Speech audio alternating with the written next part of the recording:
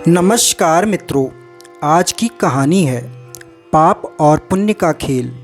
और चैनल पर नए हों तो चैनल को अवश्य सब्सक्राइब करें।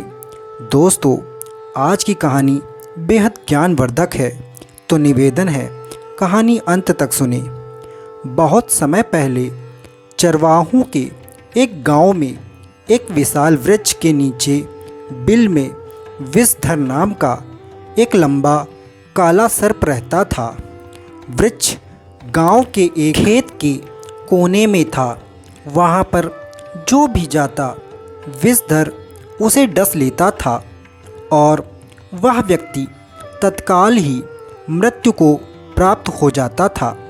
सर्प के डर के कारण लोगों ने उधर से जाना ही छोड़ दिया था। गांव के चरवाहे लड़के जब भी अपनी गायों को जंगल चराने जाते तो रास्ते में वही खेत पड़ता। चरवाहे लड़के इस बात का बहुत ध्यान रखते थे कि वे सदैव पगडंडी पर चले और भूल कर भी उस वृक्ष के निकट ना जाएं। मगर इतनी सावधानी बरतने पर भी कोई ना कोई उधर चला ही जाता था और काल का ग्रास बन जाता था। एक दिन संध्या के समय गांव में एक सन्यासी आए। वे उसी पगडंडी से गुजर रहे थे जिससे चरवाहे गुजरते थे। संयोगवश चरवाहे लड़के जंगल से वापस लौट रहे थे। इधर सन्यासी किसी शांत स्थल की खोज में थे जहाँ पर बैठकर वे ईश्वर का ध्यान कर सके। तभी उनकी नज़र उसी विशाल वृक्ष पर गई जहाँ विषधर सर्प रहता था। सन्यासी ने चरवाहे लड़कों से पूछा, लड़कों, यह खेत किसका है? मुझे उस वृक्ष के नीचे ध्यान लगाना है। खेत मालिक नाराज़ तो नहीं होगा? खेत मालिक को तो कुछ नहीं कहेगा? बाबा, एक लड़के ने कहा, मगर आप वहाँ मत जाना। वहाँ विषधर नाम का एक जहरीला लंबा काला नाग रहता है। वह अत्यधिक क्रोधी है। यदि आप वहाँ गए तो वह आपको डस लेगा। ओह, यह बात है। चलो कोई बात नहीं, मैं वहाँ जाकर ही ध्यान लगा लूँगा। यह कहकर सन्यासी उस विशाल वृक्ष की ओर चल दिए। चलो चलो, यह बाबा अब बचेंगे नहीं। किसी लड़के का स्वर उभरा और सभी लड़के अपने अपने घर चले गए। इधर सन्यासी सर्प के बिल के पास पहुँचे ही थे कि विषधर नामक वह लंबा काला सर्प फुर्ती से बाहर आया और फन उठाकर फुफकारने लगा। सन्यासी ने तेजी से कोई मंत्र पढ़ा और अगले ही पल विषधर का सिर झुकता चला गया। वह निढाल होकर जमीन पर लेट गया। सन्यासी ने कहा, देखो, मैं ईश्वर का ध्यान करूँगा, तुम बिल्कुल भी विघ्न मत डालना, समझे? कहकर सन्यासी वहीं वृक्ष के पास ध्यान में लीन हो गए और सर्प वहीं पड़ा रहा। धीरे धीरे मंत्रोच्चारण करते हुए सन्यासी की आंखें मुद गई। उनका संबंध दुनिया से अब टूट गया था और सीधे ईश्वर से जाकर जुड़ गया। और कई घंटे बाद जब सन्यासी की आंखें खुली तो उन्होंने देखा कि विषधर उसी तरह निढाल सा जमीन पर पड़ा है। उन्होंने मुस्कुराकर सर्प से पूछा, तुम अभी यहीं हो? जी महाराज, सर्प ने जवाब दिया। तुम सुधर क्यों नहीं जाते? तुम जानते हो कि तुम्हारे जहरीले डस से लोगों की मृत्यु हो जाती है। सन्यासी ने बड़ी विनम्रता से कहा, मैं खुद यही चाहता हूँ महाराज कि मैं सुधर जाऊँ, मगर क्या कहूँ, मुझे आदत सी पड़ गई है। ऐसा विषधर बोला। मैं तुम्हें एक ऐसा मंत्र दूंगा जिसके जाप से तुम्हारा स्वभाव नम्र हो जाएगा। ठीक है महाराज। फिर सन्यासी ने सर्प को एक मंत्र सिखा दिया और कहा, मैं 1 वर्ष पश्चात फिर आऊँगा, इस मंत्र का जाप आप मत छोड़ना। कहकर सन्यासी वापस चले गए। जब वे वापस लौट रहे थे तो रास्ते में उन्हें वही चरवाहे लड़के मिले। उन्होंने सन्यासी को जीवित देखकर पूछा, महाराज, उस नाग ने आपको कुछ नहीं कहा? चरवाहे लड़के आश्चर्यचकित सन्यासी को ताके जा रहे थे। नहीं, उसने मुझे कुछ नहीं कहा, और हाँ, अब वह एक अच्छा सर्प बन गया है। अब वह किसी को कुछ नहीं कहेगा। यह कहकर सन्यासी आगे बढ़ गए, मगर चरवाहे लड़के यह सुनकर जड़वत से रह गए थे। उन्हें विश्वास नहीं आ रहा था कि जो कुछ सन्यासी कह रहे हैं वह सब सच है, मगर सन्यासी को जीवित देखकर उन्हें विश्वास भी करना पड़ा। फिर जल्द ही यह बात सारे गांव में जंगल की आग की तरह फैल गई कि वृक्ष वाला सर्प नम्र स्वभाव का हो गया है। असल में हुआ यह था कि एक चरवाहा लड़का भूल से वृक्ष वाले सर्प के सामने पड़ गया था। वह सर्प के इतना नज़दीक था कि यदि सर्प चाहता तो एक ही झटके में उसे समाप्त कर सकता था, मगर उसने लड़के को कुछ भी नहीं किया और वापस अपने बिल में चला गया। फिर यह सब कुछ बहुत से लोगों ने अपनी आँखों से देखा था और इस पर विश्वास किया।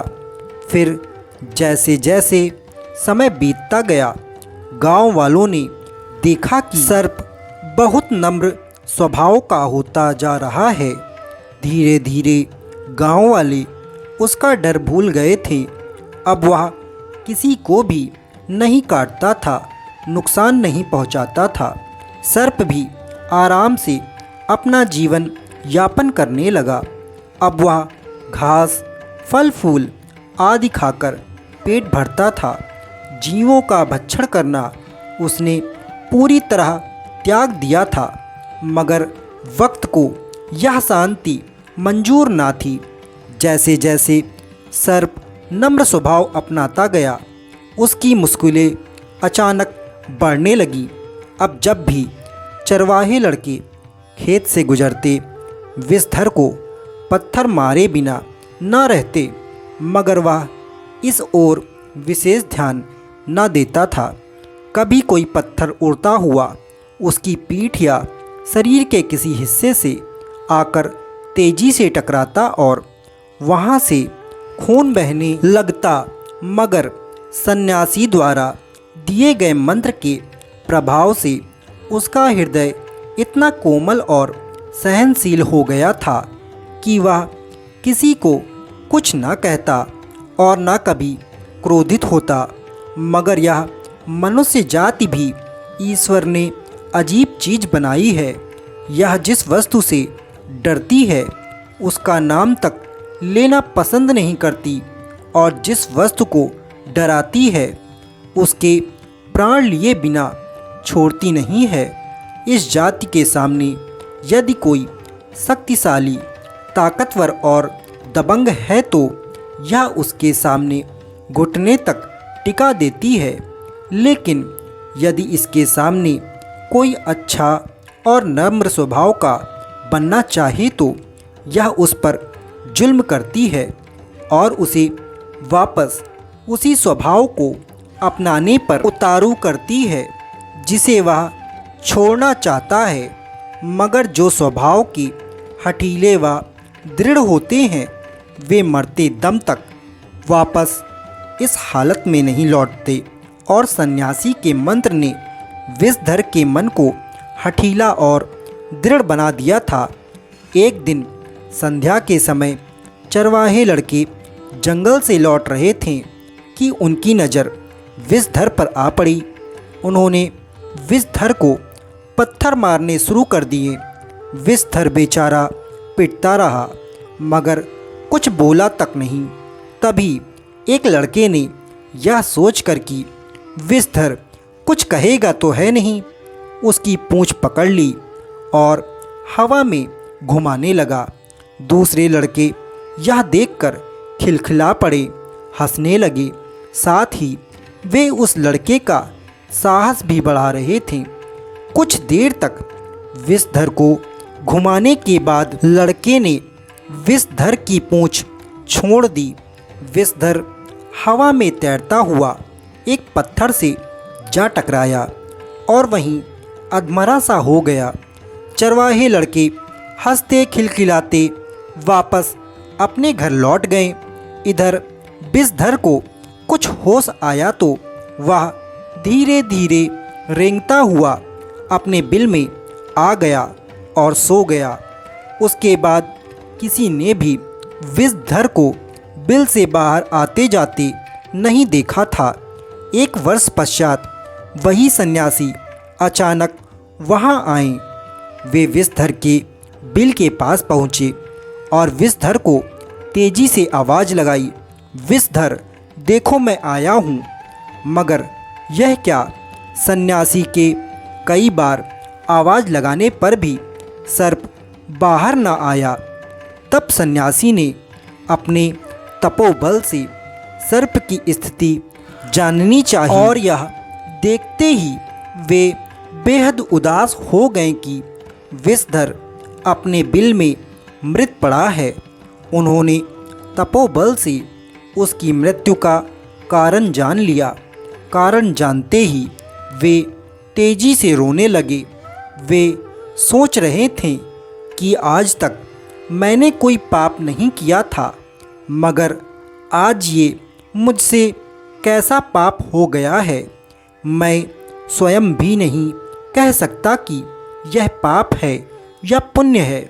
दोस्तों, इस कहानी से हमें यह सीख मिलती है कि मनुष्य जो कुछ करता है उसे अवश्य यह मालूम रहता है कि वह पाप कर रहा है या पुण्य कर रहा है, मगर कुछ काम जाने अनजाने में लोगों की भलाई के लिए ऐसे भी कर गुजरता है जिसका उसे स्वयं पता नहीं होता है कि अमुक कार्य उसके लिए पुण्य का है या पाप का। इसीलिए बिना सोचे विचारे कोई भी ऐसा कार्य नहीं करना चाहिए जिसका स्वयं को भी ज्ञान ना हो कि आगे चलकर वह किसी की मृत्यु का कारण भी बन सकता है।